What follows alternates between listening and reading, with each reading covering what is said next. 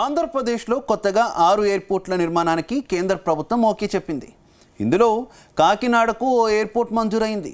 దాంతో ఎయిర్పోర్ట్ నిర్మాణం కోసం అధికారులు స్థల పరిశీలన చేశారు. చివరకు 2 ప్రాంతాలను అనువైనవిగా గుర్తించారు. కానీ ఎయిర్ నిర్మాణం విషయంలో జనసేన నేతలు గ్రూపులుగా విడిపోయారా? ఎయిర్పోర్ట్ రావాలని ఓ ఎమ్మెల్యే ఎంపీ కోరుతుంటే మరో ఎమ్మెల్యే మాత్రం తీవ్రంగా వ్యతిరేకిస్తున్నారా? ఆయన ఎయిర్పోర్ట్ నిర్మాణాన్ని ఎందుకు అడ్డుకుంటున్నారు?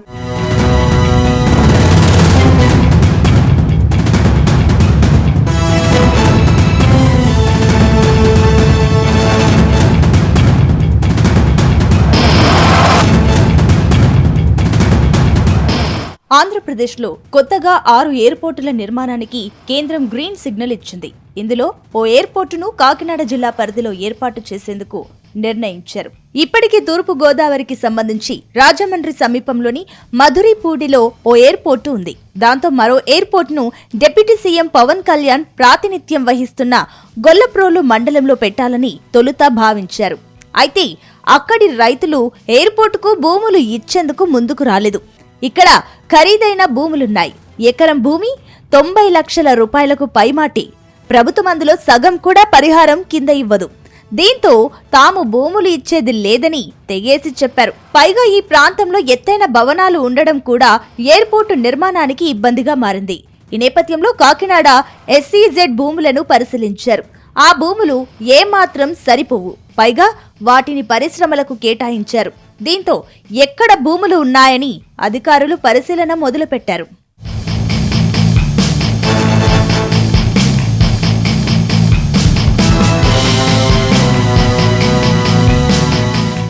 ఈ క్రమంలోనే కాకినాడ రూరల్, కరప మండలం, గురజానపల్లి, పెనుగుదురు గ్రామాలలో కేంద్ర ప్రభుత్వ ఆధీనంలోని స్టాల్ కమిషన్ కు చెందిన 1342 ఎకరాల భూములున్నాయని గుర్తించారు.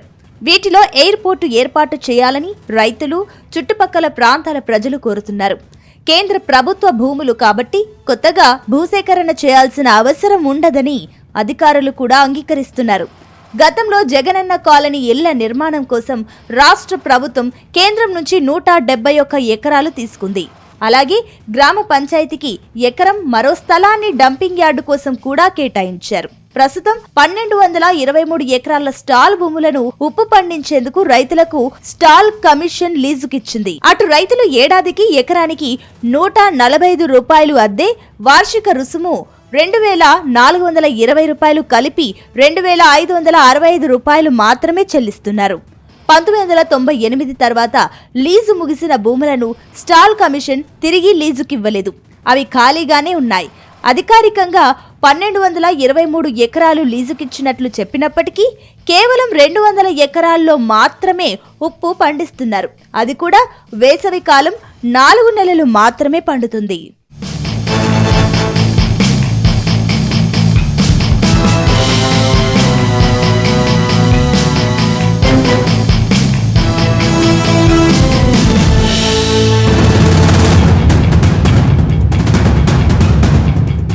ఇక స్టాల్ కమిషన్ కి చెందిన భూములు దాదాపు 200 ఎకరాలకు పైగా కొందరు అధికార పార్టీ నాయకులు కబ్జా చేసి చేపల చెరువులు వేసేశారు. ఏ పార్టీ అధికారంలో ఉంటే ఆ పార్టీ ప్రజా ప్రతినిధులకు ప్రతి ఏటా ముడుపులిచ్చి ఈ భూముల్లో ఆక్వా సాగు చేసుకుంటున్నారు. ఇక పంట వేయకుండా వదిలేసిన భూములు 900 ఎకరాలు పైగా ఉన్నాయి. ఇక్కడ స్టాల్ కమిషన్ కార్యాలయాన్ని కూడా ఎత్తివేశారు. అలాగే కాకినాడలో ఉన్న దక్షిణాది రాష్ట్రాలకి సంబంధించిన స్టాల్ కమిషన్, అసిస్టెంట్ కమిషనర్ కార్యాలయం కూడా తీసేశారు. ఈ నేపథ్యంలో కబ్జా రాయళ్లు ఇష్ట రాజ్యంగా స్టాల్ భూములు కబ్జా చేసి చెరువులు సాగు చేసుకుంటున్నారు. ప్రజా ప్రతినిధులకు లక్షల్లో మామూళ్లు వస్తున్నాయి. ఈ భూముల్లో ఎయిర్పోర్టు ఏర్పాటు చేస్తే ఇటు కాకినాడ, అటు బిఆర్ అంబేద్కర్ కోనసీమ జిల్లాలకు అందుబాటులో ఉంటుంది. ఈ నేపథ్యంలో ఇక్కడ ఎయిర్పోర్టు ఏర్పాటు కోసం రైతులు, మేధావులు కమిటీగా ఏర్పడ్డారు.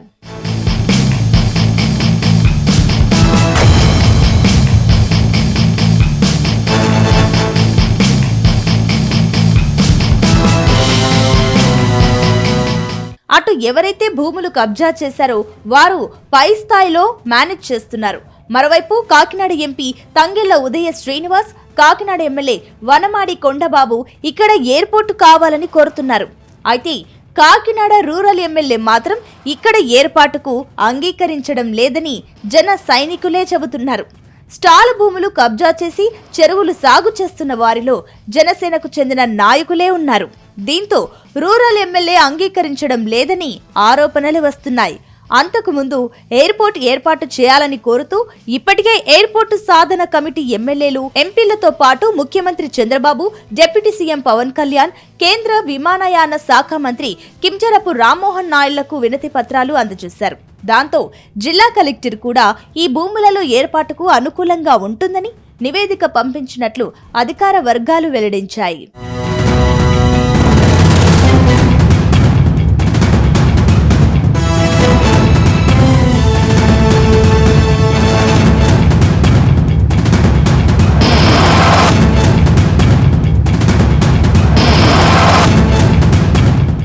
మొత్తం మీద ఎయిర్పోర్టు నిర్మాణం విషయంలో డిప్యూటీ సీఎం పవన్ కళ్యాణ్ జోక్యం చేసుకుని జనసేన నేతలు కబ్జా చేసిన భూములు ఖాళీ చేయించి ఎయిర్పోర్టుకు అనుమతి మంజూరు చేయించాలని సాధన కమిటీ కోరుతుంది.